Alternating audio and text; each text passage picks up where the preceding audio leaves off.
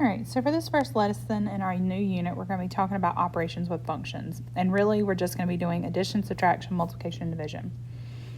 So if you ever see the notation, if I have f plus g of x, that means that we're taking the f function, whatever the f function is, and we're going to add the g function to it.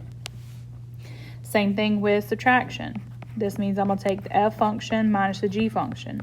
Now, order is important here, especially when you're subtracting, because you're going to take the f minus the g. It could be written as g minus f, and then that would completely change your problem. So just be careful and make sure you monitor which order it's in.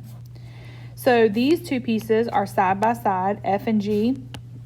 So that means that we're going to take the f function, multiply it by the g function. And then finally we have division. So we're going to take the f function and divide it by the g function.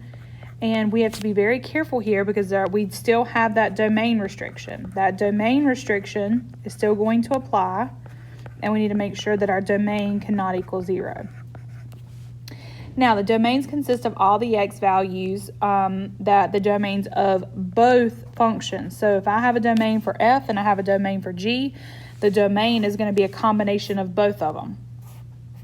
So what we're going to do is we're just going to practice some of these operations, and then we'll look at the domain, especially for the division ones. All right, so the first one says that I'm adding g and f. So like at the top here, you can see that I have the f function, the g function, and the h function. So we're adding g plus f. So we're going to add g, which is 5x squared plus 7x minus 2, and we're going to add the h function, and the h function is 3x minus 1. So we're just combining like terms here. So we don't have any other x squareds. We do, however, have 7x and a 3x, which is going to give me 10x. And then we have a negative 2 and a negative 1, which is going to be minus 3. And there's my new function. Now, for the next one, this is subtraction, and again, order matters. So the h has to come first. So 3x minus 1 minus g, which is going to be 5x squared plus 7x minus 2. Now, why does this matter? Because this negative in front means that we're going to have to distribute that negative to everything on the inside. Now, you can do this first or you can do it last. It really depends on how comfortable you are, but I'm going to go ahead and do it first so I don't forget to change my signs. So if I multiply by a negative, that's going to change the sign of all of them. So this is going to turn into negative 5x squared. I have 3x, negative 7x. That's going to give me negative 4x. And I have negative 1 and positive 2, so plus 1. Now, multiplying. Okay, multiplying, I'm going to take f and I'm going to multiply it by g. So remember that f is going to be negative 4x plus 3, and f and h, not f and g. Now, when we're multiplying, you can multiply however you choose to. You just got to make sure you multiply every piece in one parentheses times every piece in the second parentheses. I like to do the box method. I used to hate doing the box method because I thought it was too long, but the box method is going to ensure that you multiply every piece, especially when your problems get longer. So we're going to multiply all the columns and all the rows by the pieces that are connected. So I have negative 4x and negative 3x is going to give me 12x squared. So negative 3x and 3 is going to give me negative 9x. Next, so top right row is going to be negative 4x and 1, so that's going to be positive 4x, and then finally negative 3. And then we're just going to make sure to combine any like terms we have here. So this is going to be 12x squared minus 5x minus 3. All right, and I paused for a second because I was looking at the answer that I got previously, and I actually wrote this problem wrong, and that was on me. It's supposed to be positive 3x minus 1. So this is going to be, take that negative away. So that's going to make that positive. So let's kind of go back and re-multiply everything. So that's negative 12x squared, and this is going to be 9x squared. So now when we combine everything, that should be negative 12x, and this is going to be plus 13x minus 3. Okay, so then we have our division. So we're going to take the f function. So the f function is negative 4x plus 3. And we're going to divide that by the h function, which is 3x minus 1. Now, in this particular situation, I would look for anything that I can factor. And I don't see anything that I can factor, but I do need to look for a restriction. So this restriction says that the denominator, so remember we said earlier that in the denominator, just like when we did domains, the denominator cannot equal 0. So for this particular one, the h function cannot equal 0. So if we say 3x minus 1 cannot equal 0, that means that we would solve this,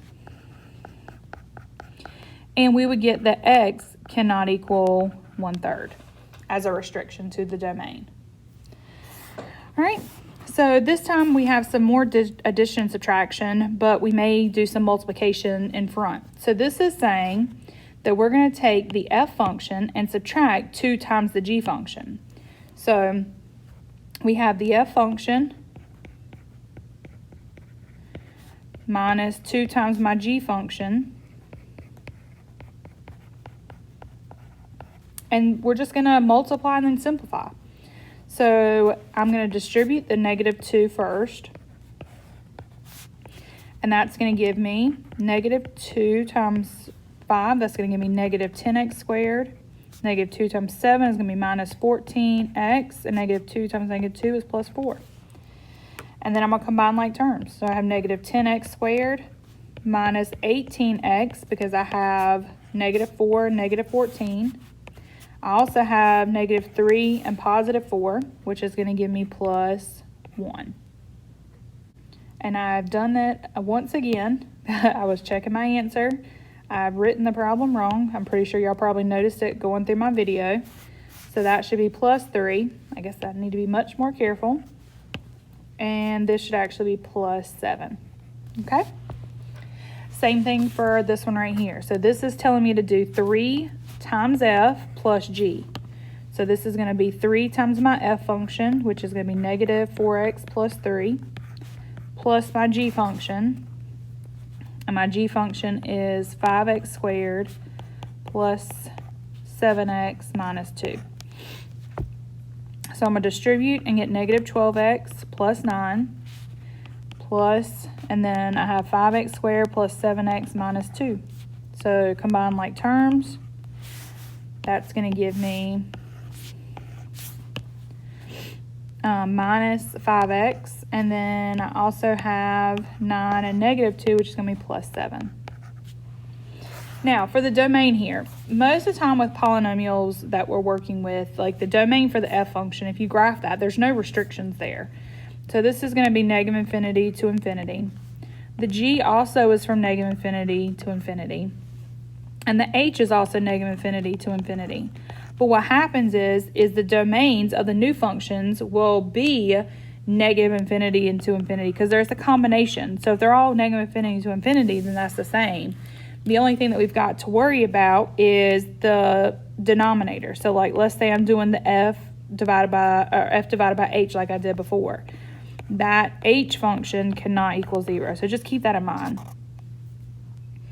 And so like once we solve for it, we would solve algebraically, and we found that x equals 1/3. Okay? So we're going to do a few more examples. Again, we're just adding, subtracting, multiplying, and dividing. I'm going to skip around here, but what we're doing here is we're going to do, this is telling me to do addition of this one and this one. So these are 2 separate problems. This is subtraction of this one and this one, multiplication, so forth and so on. So I'm really going to do one from each column just to make sure we got it. So the first one we have is addition. I shouldn't have to do anything else other than combine like terms here. So if I'm combining f and g, that means I'm doing f of x plus g of x. I'm combining this one and this one.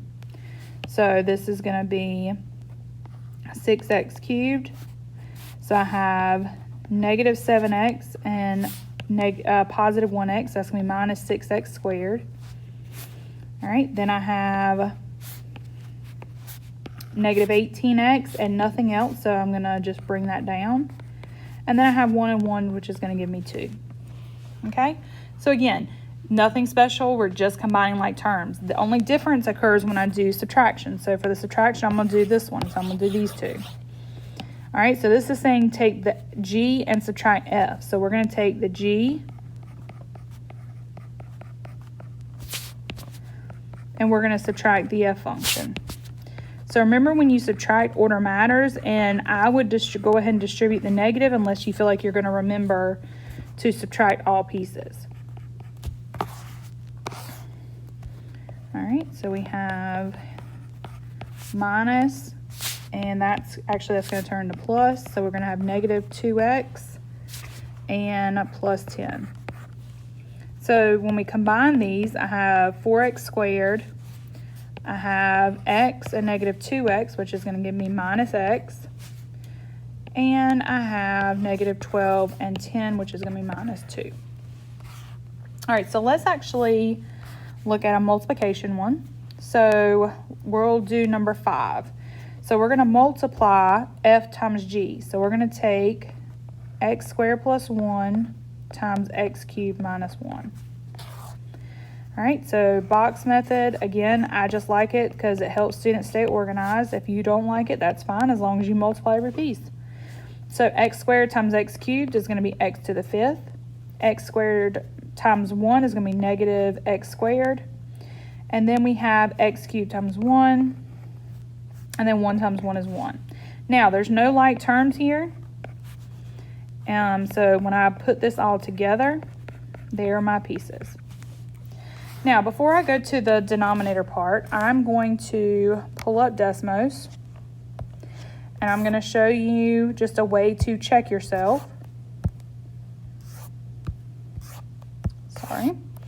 All right, so when I'm looking at this example here, so like I need to make sure I label everything correctly. So I have f of x equals, we're going to start with number 1. So I have x squared plus 1.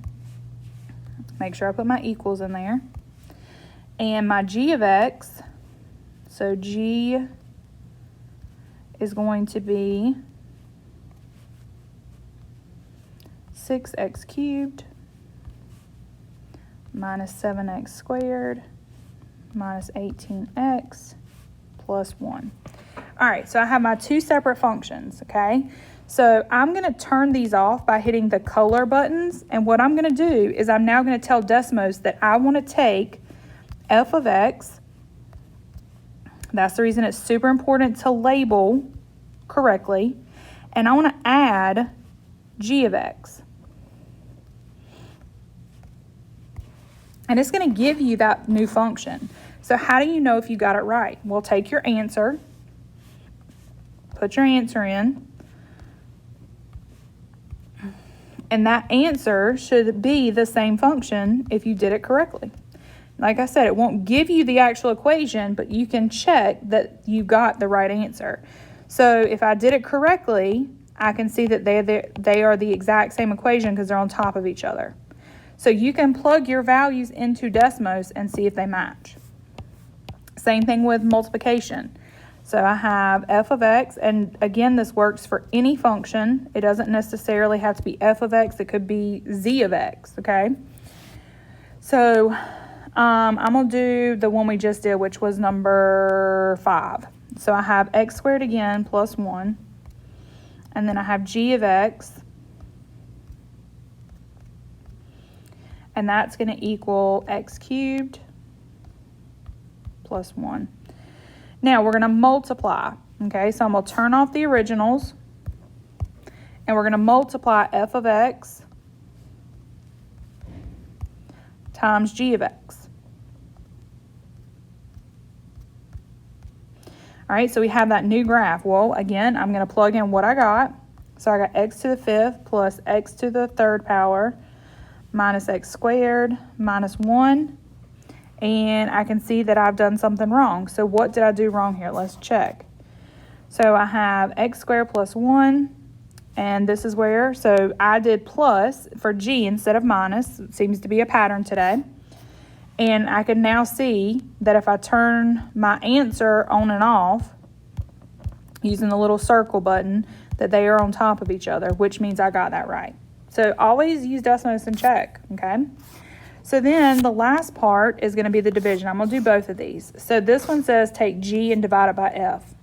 So if I'm taking G, that means I'm going to take G divided by F. Now, what is the restriction here? So my restriction says that if F is in the denominator, then F can equal 0. Well, I have x squared plus 1 can equal 0. So I'm going to subtract 1. I have x squared. So I'm going to take the square root.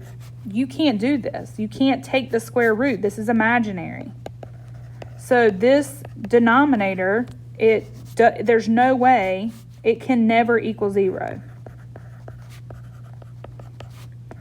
So if it'll never equal 0, then that means that my domain here is going to be negative infinity to infinity. We didn't find a restriction. All right, so the next one we have G and F again. So we're going to take my G, which is x minus 3, divide it by my new F, which is 2x minus 10. All right, so I'm going to have 2x minus 10, and that can't equal 0. So therefore, this is going to be 2x can equal positive 10, so x can equal 5.